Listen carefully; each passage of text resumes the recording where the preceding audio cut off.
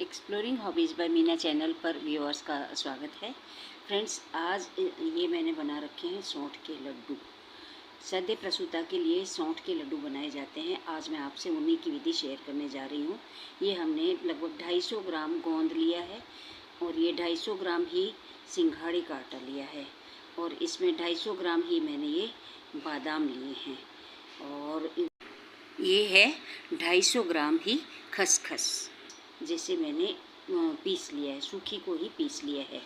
और खसखस का इस ऐसे में क्या होता है कि इसके अंदर जो फैट होता है वो रिलीज हो जाता है पीसने से, और भिगोकर पीसने से बहुत मुश्किल से पिसता ही है। इसके बाद में हमने लिया है ये लगभग 1 किलो बूरा। चीनी नहीं है ये, पिसी हुई चीनी नहीं, बल्कि ये है बूरा। और ये लिया है आधा किलो हमने नारियल का जो गट होती है उसके लच्छे लिए हैं लड्डू बनाने के लिए। सद्य प्रसूता के लड्डुओं में इसके अलावा हमारे शामिल होगी ये काली मिर्च, जो कि बहुत ही उपयोगी होती है स्वास्थ्य के लिए, हम सभी के लिए ही। और ये है सौंठ, 2 बड़े चम्मच भर के सौंठ ली है, जिसके हम 5-7 लड्डू अलग से बना देंगे। और ये है प्रमुख घटक लड्डुओं का घी, जो सबसे ज़्यादा हमारे काम आएगा। तो चलिए हम लड्डू बनाने की शुरुआत करते हैं। सबसे पहले ये नारियल का जो लच्छे हैं इन्हें हम भून रहे हैं, थोड़ा सा सेक रहे हैं। इससे क्या है कि ये इसमें अगर कोई नमी है तो वो निकल जाएगी और नारियल भुन करके तैयार हो जाएगा लड्डू बनाने के लिए। तो फ्रेंड्स, सौंठ के लड्डू जो होते हैं ना सद्य प्रसूता के लिए बहुत ज़रूरी होते हैं, क्योंकि प्रसव के दौरान जो टूट फूट शरीर की होती है उसकी मरम्मत होना बहुत ज़रूरी है पीछे पीछे। तो सौंठ जो होती है इसमें जोड़ों के दर्द वगैरह में बहुत काम की होती है।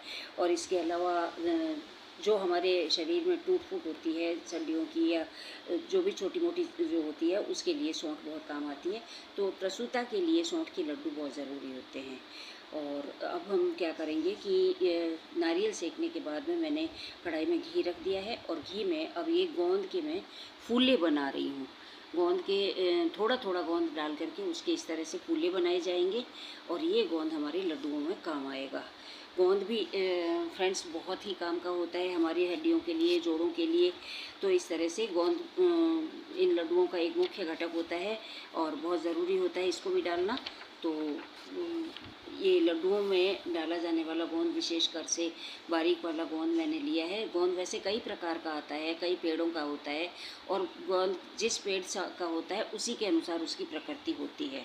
वैसे लड्डुओं की विधि मैंने पहले भी शेयर कर रखी है गोंदगिरी के लड्डू नाम से, तो आप वो भी देख सकते हैं। और इसमें चूँकि सौंठ और मिलाई है प्रसूता के लड्डुओं के लिए, तो इसलिए हम उसकी विधि शेयर कर रहे हैं। और ये जो हमने 250 ग्राम बादाम लिए हैं इन्हें भी फ्राई करके निकाल रही हूँ घी में, और फिर इसको हम दरदरा पीस लेंगे। तो फ्रेंड्स, ये जो सभी घटक हैं लड्डुओं के, जितनी भी चीज़ें इसमें आती हैं, देखिए बादाम निकालने के बाद में ये घी थोड़ा काला हो जाता है, हमेशा ध्यान रखें।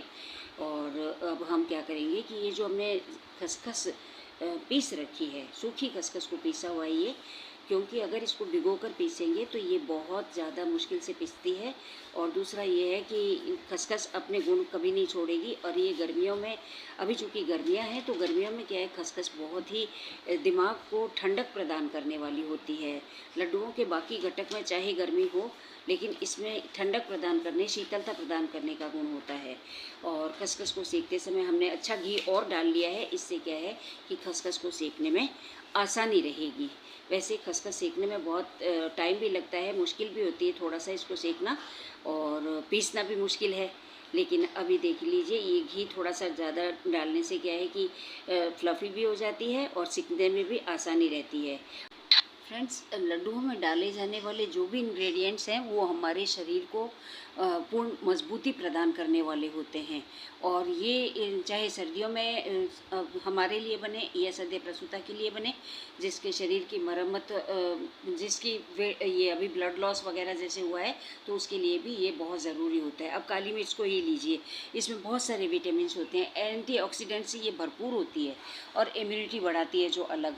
तो इस तरह से प्रसूता के लिए तो ये चीज़ें बहुत ज़रूरी हो जाती हैं, क्योंकि अभी जैसे हाल ही में उसने बच्चे को जन्म दिया है उस दौरान कुछ ब्लड लॉस भी हुआ है, कुछ तंत्रिका तंत्र पर भी नुकसान होता है। तो इस तरह से उसको शरीर को एनर्जी देने के लिए, मजबूती देने के लिए ये चीज़ें बहुत ज़रूरी होती हैं। इसीलिए प्रसूता को पूर्ण आराम कराते हुए ये सब चीज़ों का सेवन कराया जाता है। और ये अब मैंने लिया है सिंघाड़े का आटा। सिंघाड़ा भी जो होता है ना, ये भी बहुत अच्छा होता है स्वास्थ्य के लिए, और प्रसूता के लिए तो और भी अच्छा। और ख़ासकर महिलाओं में श्वेत प्रदर की जो बीमारी होती है उसमें भी सिंघाड़ा बहुत अच्छा होता है। तो सिंघाड़े का सेवन भी वैसे भी किया जाना चाहिए, और प्रसूता के लिए तो और भी आवश्यक हो जाता है। कैल्शियम से भरपूर होता है, हड्डियों को मजबूती मिलती है इससे। इसके अलावा जो इसमें मिनरल्स और प्रोटीन्स वगैरह होते हैं, ये एनर्जी देते हैं। तो और विटामिन ए होता है, सी होता है, फाइबर्स होते हैं इसमें। इससे क्या है कि प्रसूता के पाचन तंत्र पर भी अच्छा असर होता है इसका, कब्ज नहीं होगी उसको। तो साधारण आटा डालने की बजाय प्रसूता के लड्डुओं में हमें सिंघाड़े का आटा डालना चाहिए, एक टॉनिक का काम करता है ये। और ये देखिए बादाम को हमने थोड़ा दरदरा पीस लिया है, और अब ये सारे मिश्रण हम तैयार कर रहे हैं। इसमें हमने बूरा भी मिला लिया है, और पहले से ही हमारे पास इसमें ये सिकावा जो आटा हमने सेका है वो भी मिला लिया है। आटा सेकते समय भी हमें इसमें अच्छे से पर्याप्त मात्रा में घी डाल देना चाहिए। इससे क्या है कि लड्डू बनाने में घी तो वैसे भी चाहिए ही, बाद में हम गरम कर करके 2-4 बार डालें।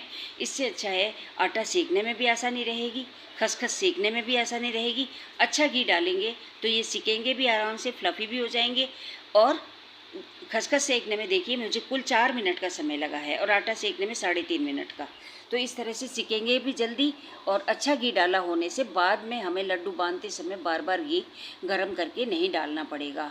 तो ये लीजिए, हमने सारे के सारे इंग्रेडिएंट्स को अब एक बड़े बर्तन में डाल लिया है, और इन्हें हम अच्छे से मिला रहे हैं ताकि सारा इकसार हो जाए, सारा मटेरियल जो है वो इकसार हो जाए।